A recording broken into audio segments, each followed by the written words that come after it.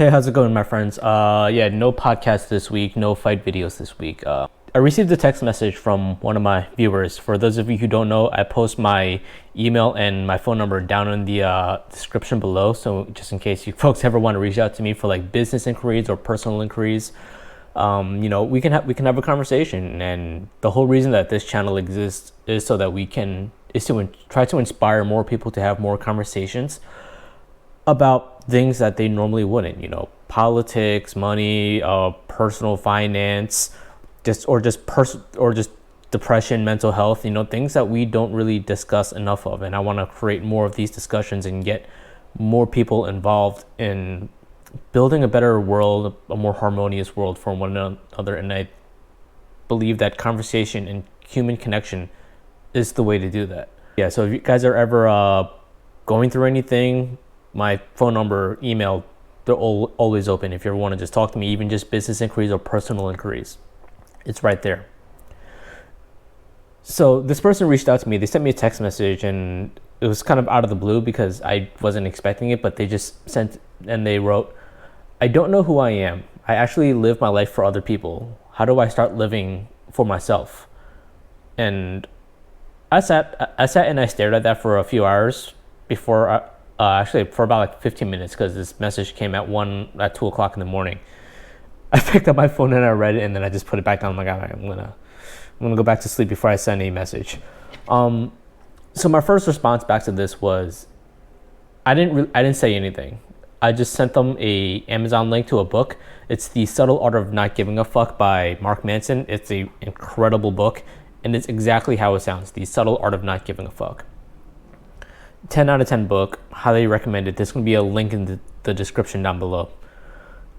The reason I suggested this book is because the main question that this person had was, their main concern was, I live my life for other people, therefore I'm not living for myself. Well, because I've been there before, I know how it is. When you're too busy trying to people please, you're not caring about yourself. And the reason you people please is because you don't care for yourself. And you care, and well, it's not that you don't care about yourself, it's that you care more about what other people have to say and think than you care about what you have to say and think. You're too busy trying to listen to other people, and you're not listening to yourself.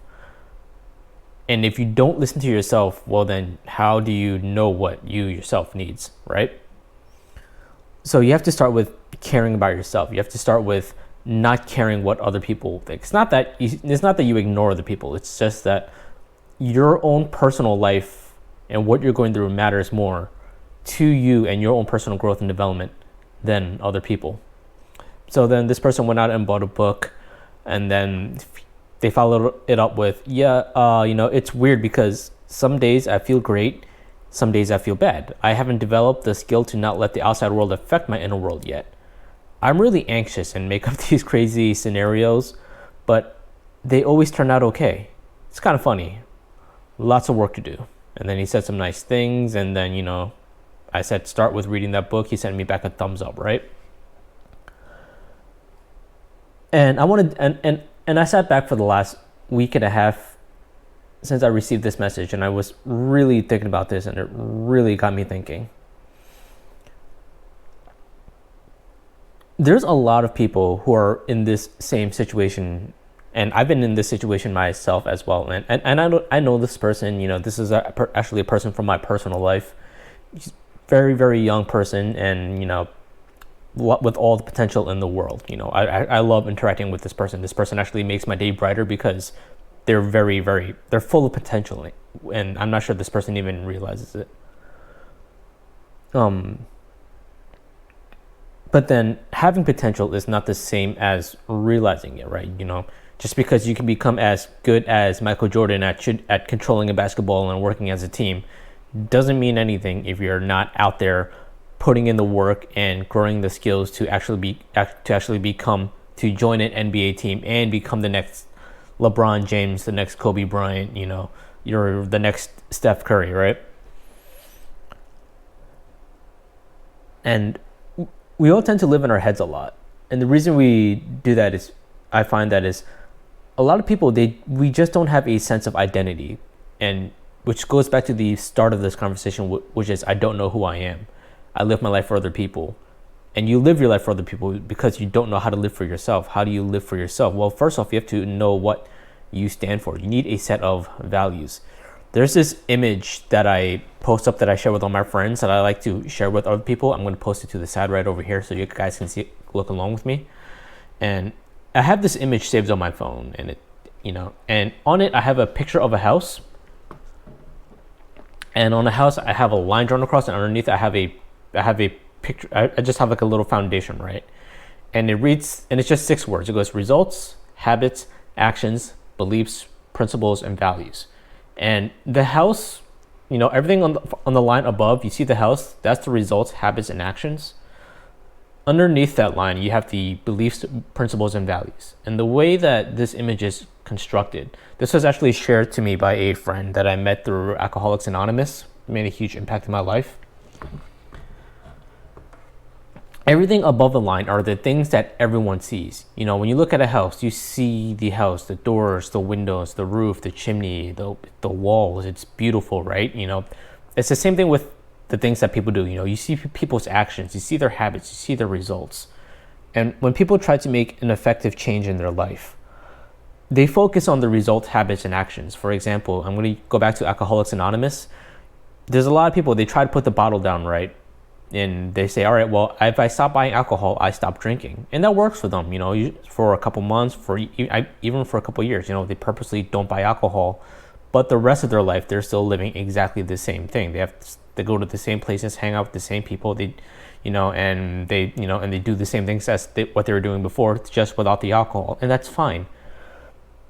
But the problem is, underneath that second line, and the problem there is that all it takes to break that cycle is one bad day. And I see it all the time. There's nothing more heartbreaking than watching a friend who's in this stage of recovery have a relapse. It's probably one of the most painful things in the world to me.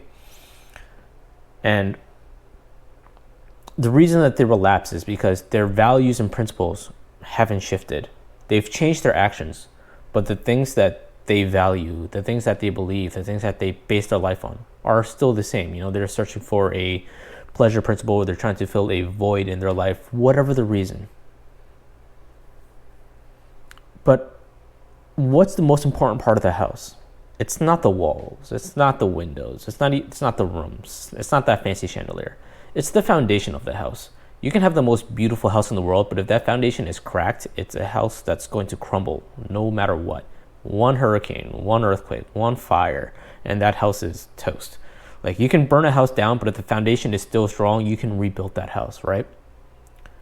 And a lot of us, we're not taught to really focus on our foundation. And if you want to make lasting change in your life, if you want to develop a true sense of self, if you really want to figure out who you are, you have to figure out your values, principles, and beliefs in that order. Everything starts with the things that you value. The man who shared this with me, he told me this is how he's 25 years sober. He's like this 65-year-old man, right? Like, the guy's fucking awesome.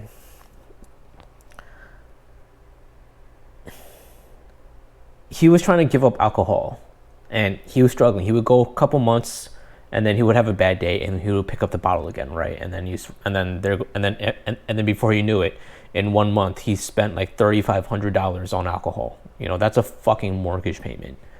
And the guy didn't make a lot of money, and he couldn't figure it out. And then one day he had an appointment with his doctor. His doctor just looking at his liver results and his kidney results and because the man was on dialysis, probably, and still drinking, right? The doctor just looked at him and goes, I'm looking at your results right now. Your daughter's getting married next year, right? Do you want to walk her down the aisle? Do you want to play with your grandkids? You have a dog, you have a wife. You've got a family.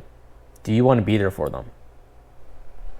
Because because looking at these results, if you continue down the path that you're going on, there's going to be another man walking your daughter down the aisle to meet her husband. There's going to be another man taking care of your grandkids, playing with them, watching them grow.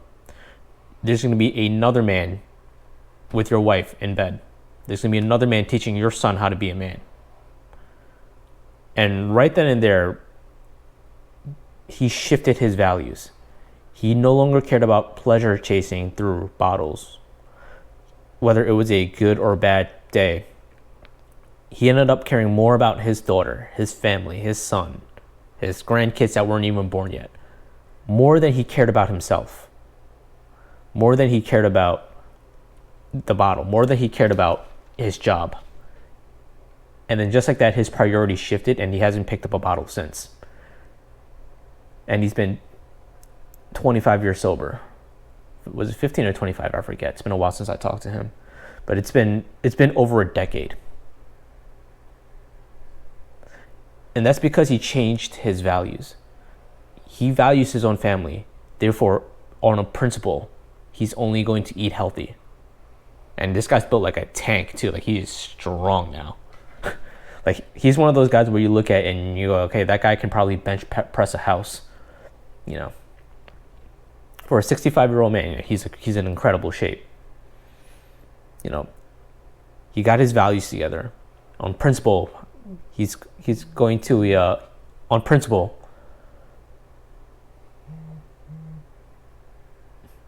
On principle, he's going to live a better life. He's going to put better food into his stomach. He's going to exercise more because he believes that being there for his family is important. Therefore, the actions that he creates are no longer about alcohol. It's about living a better life. And then the habits that he builds are he continuously lives a better life. And then the results are he walked his daughter down the aisle a year later and he plays with his grandkids and he meets other men who need help in their life and he saves their lives. You know, he helped me out of a suicidal phase in my life, a depressive phase. You know, the guy's really awesome. Why do I bring all this up? It's because as a society, we've kind of made it a point to chase pleasurable things. You know, I like this song. Why do I like this song? Because it makes me feel good, right? Feel good. That's a pleasurable principle. Music hits the pleasure parts of your brains. That's why we like it. And there's nothing wrong with music. It's great, you know. The world without music would be a very boring place. We thrive on music and art. But we also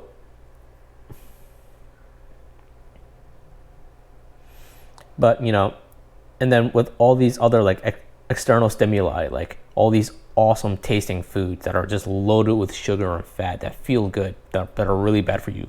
I've been that guy where I've crushed a whole bag of Doritos in one afternoon, you know, and it made me feel good while eating it, and then I felt like a piece of shit afterwards because I just consumed a whole bag of Doritos.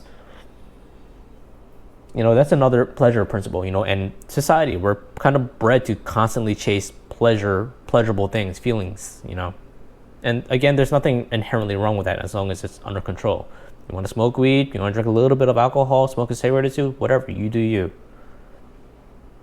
But very, very little emphasis is placed on building values and creating identities. A lot of people will tell you, like, the way to build an identity is to write it down and then start living that life, right? But there's a problem with that. That's not how the world works. You don't decide who you want to be and then start living that life. It's you live a life, and then that life that you live dictates who you are. You have to go out and live first. You have to go out and experience things. You have to go out and create things. You have to go out and build things. You have to go out and test yourself. And there's a lot of ways to do that, right? And when I talk to people about this, the usual next question is, all right, now how do I go out and live a life, right? There's a lot of things I can do. Where do I start?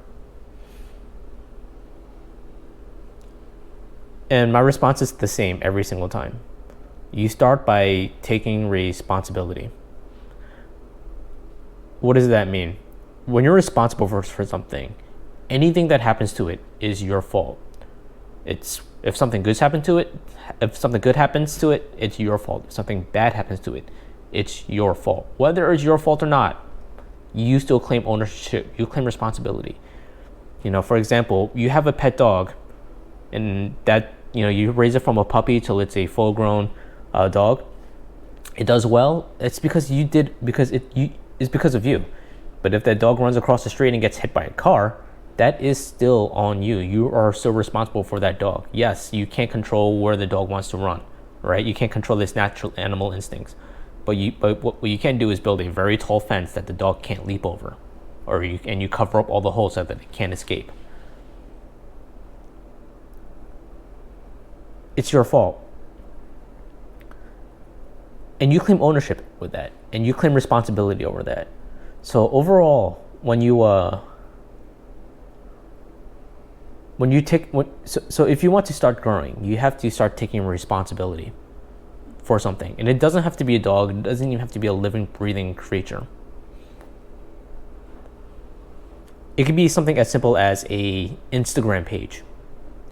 It could be your role as a job. It could be a project that you're working on. Start a project. Hey, I want to get this project from start to finish. It could be a goal in life. I would actually recommend creating like an Instagram page and grow it with a specific purpose. Don't make it a personal Instagram page or whatever. Make it like a brand. Create a motivational Instagram where all you do is post up motivational things and tell motivational stories, and find motivational people to feature on that Instagram page. Don't make it about yourself. Make it about the Instagram page. Give it a purpose. Give it breathe life into it. Because a lot of people, when they use social media, they're posting up random things. They're posting up whatever the heck they find, and they go, this is cool, I'm gonna take a picture of it and I'm gonna upload it, right? And it's cool and all, it gets a couple of clicks, but it doesn't really grow and scale into anything because there's no real purpose behind it. It's randomness. When you build randomness, expect random results. So, but when there's a purpose behind it, because human beings, we're built on purpose. We do things because we have a purpose. If we don't have a purpose, we do random things. So take the Instagram page or Snapchat or Facebook, YouTube, whatever it is you want to do, right? And only post things with a purpose that you dedicate to that channel. It could be technology, it could be food, and see if you can hit certain milestones, 1,000 followers, 10,000 followers, and then see if you could create engagement. People talking about the photos, people sharing the photos, build a community, and then be responsible for it. Usually when I tell people to be responsible, the first thing they do is they go out and buy a dog, and then 6 months later they go, oh my God, this dog is a lot of work, and then they give it up. And it's the most heartbreaking thing in the world, right? Because dogs are a lot of work, animals are a lot of work. Relationships between human beings is a lot of work. It's not what Disney makes it, where people, where the princess is in trouble, the Prince Charming comes through and saves them, and then they live happily ever after and never have an argument in their life. That's a fantasy. That's not reality. Anything that grows is going to be a lot of work, and you have to take responsibility for that a lot of work. You have to be accountable. So as you're growing your channel or whatever it is that you choose to do, me personally, I chose two things. I chose my YouTube channel that I'm growing, and I chose plants. I don't know if you can see in the background, I got a couple plants over there on the window side. I got mints, green onions, and some bamboo plants, and I'm probably gonna add a little bit more. I have to be responsible to those plants, which means watering it every day, changing out the water, trimming dead leaves, making sure that freaking ants aren't sneaking in and eating up my plants. I freaking found that out the other day. Also found out that too much water kills green onions, and I killed a bunch of those plants. That was interesting. But then I went out, I replaced them, got new ones, and I watered them less, and now they're thriving. Take responsibility for something in your life. Be responsible for the growth, whatever it is. Grow something. Grow a friendship. Grow a a social media channel, grow a relationship, grow responsibility with a pet bird or a pet hamster, something. Be responsible for something, because growth is found in responsibility. People think that growth is freedom is found in doing nothing. Doing nothing is destructive, because when you do nothing, the world continues to do stuff, and then you and then you don't keep up with the world, and then you get crushed by the world because you didn't keep up. And that's how you end up homeless and broke. But when you take responsibility for something, your friends call you up, hey man, I want to go out drinking. Sorry man, I can't. I have to edit this video tonight. I've got to edit this post. I've got to make this look really cool. Or I can't hang out because my dog is sick. I have to be there for my dog. My dog is more important. You're taking responsibility. And responsibility is where you find freedom. It's where you find growth. Because the concept of freedom is very interesting. When people think about freedom, they think about doing nothing. Freedom is actually, I would actually define freedom as knowing what you're going to do ahead of time already, because you've already made the decision to do it. For example, this next Monday, Wednesday, Friday at 9 o'clock in the morning, I'm going to be in the gym. I'm going to be hitting pads. I don't have to do anything else. I've freed up my time. I don't have to dedicate any more thought process to figure out what I'm going to do at those times. I already know what I'm going to do. And because I know what I'm going to do, I have more time and energy to think about other things that I want to do. I don't have to dedicate, because if I'm wasting time and energy on figuring out what I'm going to do on Monday, Wednesday, Friday at 9 o'clock in the morning, at Saturday at 10:30, all those times I'm going to be in the gym. Tuesday, Thursdays at 7 p.m. I'm going to be in the gym. I no longer have to think about what I'm going to do during those times. It's already been decided for me, by me. Well, now I can take that same energy and apply it elsewhere. I already know that every Sunday at 2 p.m. I'm going to be changing the water in those plants you see behind me. That's my structure, that's my schedule, and I'm dedicated to it. And through that, I have freedom of, when I do have time to think about other things, I'm not thinking about what I'm going to do. I can think about whatever I want. That's freedom. That is liberation. Nobody else tells me what to do. I decide. So, grow your responsibilities. Figure out what you are. Do difficult things that require growth. And through that, you're going to figure out who you are. You may write down, hey, I am a person that likes doing XYZ. You may find out you actually don't like doing XYZ, and doing XYZ actually really sucks and makes you miserable and doesn't help you or doesn't help anyone else and doesn't allow you to grow. But you're not going to know that until you start doing XYZ. Like, I took a friend rock climbing once, and he was all about it. And as soon as he started rock climbing, like half an hour into it, he was like, "Can we leave? I don't like this." He found out at that moment that he was scared of heights. It's probably a very rude way to find out that you're scared of heights. But,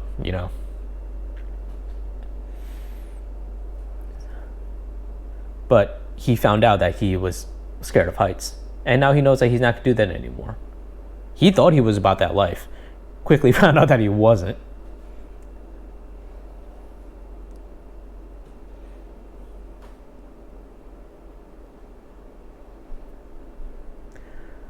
Whether you have a business or something you want to grow, or there's an animal you want to take care of, or there's a relationship you want to build with a friend or significant other, boyfriend, girlfriend, husband, wife, kids, you take responsibility for the growth. If this friendship fails, it's your fault. You take responsibility for it, whether it's your fault or not. If you become friends with somebody who's a scumbag and that scumbag screws you over, you don't say, fuck that person's a scumbag, I'm not. You say, well, I brought that person into my life. I made a mistake. I probably shouldn't be friends with this person anymore. Therefore, I'm taking responsibility for it. Even if you didn't do anything wrong, you still take responsibility for it. Something bad happens in my life. If somebody else hits my car, well, it's because I parked there, or it's because I chose to drive on that afternoon. It's my fault. I mean, insurance-wise, I'm going to write down that they hit me, of course, so so that I don't have to pay. But from a moral standpoint, I'm not going to say fuck the other person. No, I'm the one who chose to hop into that car and go for a drive.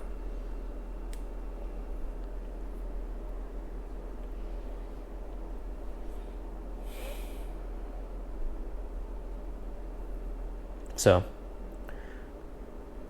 you have to figure out your value system. Figure out your principles, your habits. Use this image that I have because it's a very good reminder of where to focus your energies. Focus on yourself, figure out your values. Do things that make you uncomfortable, because through doing those uncomfortable things, you will find growth. You take responsibility for it. And from there, once you get good at something, you can start dialing it up higher and higher and higher and higher.